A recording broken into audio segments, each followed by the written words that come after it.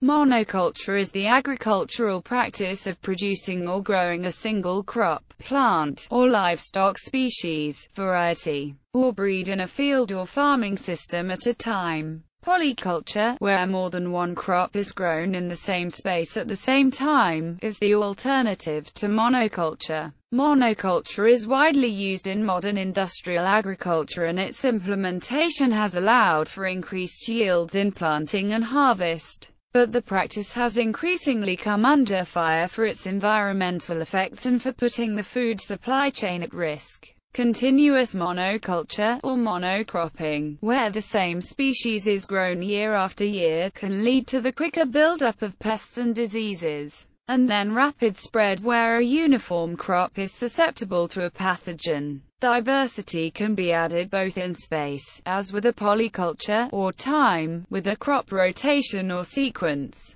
Oligoculture has been suggested to describe a crop rotation of just a few crops, as is practiced by several regions of the world. The term monoculture is frequently applied for other uses to describe any group dominated by a single variety, e.g., social monoculturalism, or in the field of musicology to describe the dominance of the American and British music industries in Western pop music, or in the field of computer science to describe the group of computers all running identical software. Land use. The term is mostly used in agriculture and describes the practice of planting the same crop species and cultivar in a field. Examples include wheat fields or apple orchards or grape vineyards. Because each species has the same growing requirements and habits, planting, maintenance, and harvesting can be standardized, resulting in greater yields. It also is beneficial because a crop can be tailor-planted for a location that has special problems, like soil salt or drought or a short growing season. When a crop is matched to its well-managed environment, a monoculture can produce higher yields than a polyculture. In the last 40 years,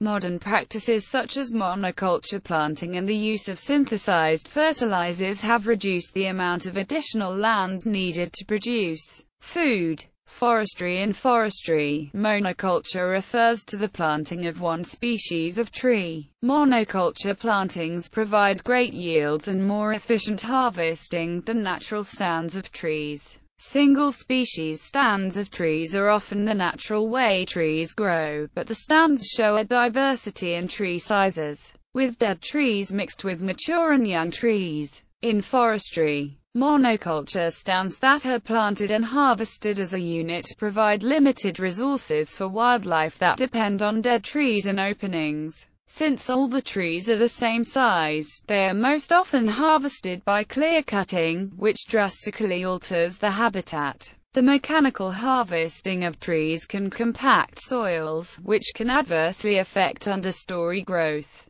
Single-species planting of trees also are more vulnerable when infected with a pathogen, or are attacked by insects, and by adverse environmental conditions. Lawns and animals. Examples of monoculture include lawns in most fields, CS wheat or corn. The term is also used where a single breed of farm animal is raised in large-scale concentrated animal feeding operations. In the United States, the Livestock Conservancy was formed to protect nearly 200 endangered livestock breeds from going extinct, largely due to the increased reliance on just a handful of highly specialized breeds. Disease crops used in agriculture are usually single strains that have been bred for high yield and resistant to certain common diseases. Since all plants in a monoculture are genetically similar, if a disease strikes to which they have no resistance, it can destroy entire populations of crops. Polyculture, which is the mixing of different crops, reduces the likelihood that one or more of the crops will be resistant to any particular pathogen. Studies have shown planting a mixture of crop strains in the same field to be effective at combating disease. Ending monocultures grown under disease conditions by introducing crop diversity has greatly increased yields. In one study in China, the planting of several varieties of rice in the same field increased yields of non-resistant strains by 89% compared to non-resistant strains grown in monoculture, largely because of a dramatic decrease in the incidence of disease, making pesticides less necessary. There is currently a great deal of international worry about the wheat leaf rust fungus that has already decimated wheat crops in Uganda and Kenya, and is starting to make inroads into Asia as well, as much of the world's wheat crops are very genetically similar following the Green Revolution.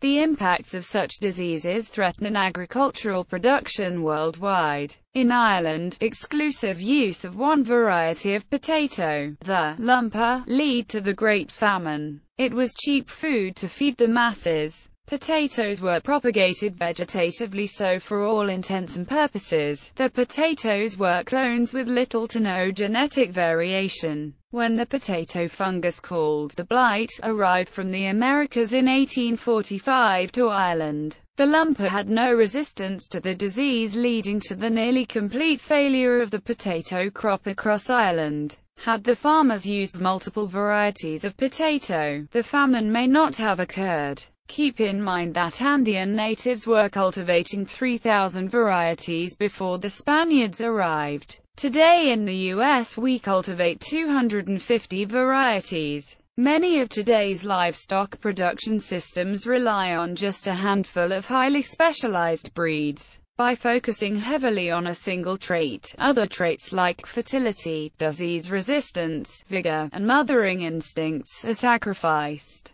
In the early 1990s, a few Holstein calves were observed to grow poorly and died in the first 6 months of life. They were all found to be homozygous for a mutation in the gene that caused bovine leukocyte adhesion deficiency. This mutation was found at a high frequency in Holstein populations worldwide. By studying the pedigrees of affected and carrier animals, the source of the mutation was tracked to a single bull that was widely used in the industry. Note that in 1990 there were approximately 4 million Holsteins in the US, making the affected population around 600,000 animals. Williams, J.L. The value of genome mapping for the genetic conservation of cattle. The Food and Agriculture Organization of the United Nations. Retrieved the 22nd of October 2015. Polyculture. The environmental movement seeks to change popular culture by redefining the perfect lawn to be something other than a turf, monoculture, and seeks agricultural policy that provides greater encouragement for more diverse cropping systems.